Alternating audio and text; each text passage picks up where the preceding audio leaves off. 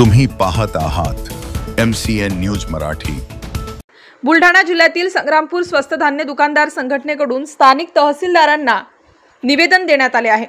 तालुक्यातील दैनिक सेवा शक्तीचे संपादक शेख कदीर वृत्तपत्राच्या माध्यमातून स्वस्त धान्य दुकानदारांना माहितीचा अधिकार टाकतात, 4-4 दुकानात पाठवून धिंगाणा घालवतात। तर नुकतेच त्यांनी संग्रामपूर पुरवठा निरीक्षण अधिकाऱ्याच्या कक्षात जाऊन चुकीच्या पद्धतीने हातवारे करून गैरवर्तणूक केल्याची तक्रार या निवेदनातून करण्यात आली आहे। त्याचसोबत पुरवठा विभागातील अधिकाऱ्यांना धमक्या देणे, लोकांची कामे करत नाही असे प्रश्न करून विना परवानगीने व्हिडिओ काढत नेहमी सोशल मीडियाच्या माध्यमातून संबंधित अधिकाऱ्यांना बदनाम करण्याच्या घटना वारंवार घडत असल्याने स्वस्त धान्य दुकानदारासह पुरवठा अधिकारी कमालीचे त्रस्त झाले आहेत। पत्रकाराच्या या त्रासाला कंटाळून अखेर तालुक्यातील स्वस्त धान्य दुकानदारांनी तहसीलदारांना लेखी निवेदनातून आपल्या व्यथा प्रशासनाकडे सादर केल्या। MCN न्यूज मराठी करिता रवींद्र शिरस्कार, संग्रामपूर। आज आम्ही सर्व दुकानदार स्वस्त धान्य दुकानदार संग्रामपूर यांच्या वतीने माननीय तहसीलदार साहेब यांना निवेदन दिले। निवेदन असे की इथील एक वरडबगाल येथील शेख कदीर हा एक पत्रकार आहे असं आम्हाला माहीत आहे, पण त्यांची दुकानदारांना नाहक तकलीफ आहे।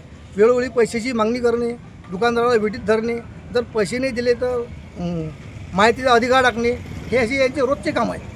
आणि रोज याचे 10 ते 12 कामं रोज तहसीलवर हे आणून इथं करतात। जर नाही केले तर अधिकाऱ्याने दबा, मी तुमचा माहितीचा अधिकार टाकीन, हे करीन ते करीन, व्हिडिओ काढणं, हे करणं, दुकानदारास वेळोवेळी पैशाची मागणी करणं, हे असं यांचं रोजचं चालू आहे।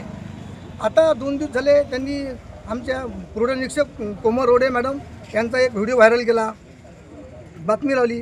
पण मी म्हणतो ज्या वेळेसपासून आमच्या इथं मॅडम आल्या, इथं म्हणजे रुजू झाल्या, त्यावेळेसपासून आमचे सर्व दुकानदार 95% वर आहेत। काही दुकानदार 98% पोहोचले। तर आता कोणती काम करतात त्याची दखल नाही की हे नाही, तरी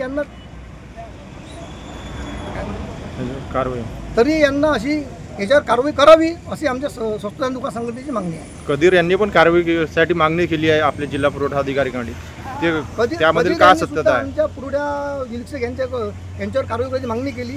ती एक खोटी तक्रार असून त्यांची फक्त पैशाअभावी हे अशी खोटी तक्रार यांचं कामच आहे करणं।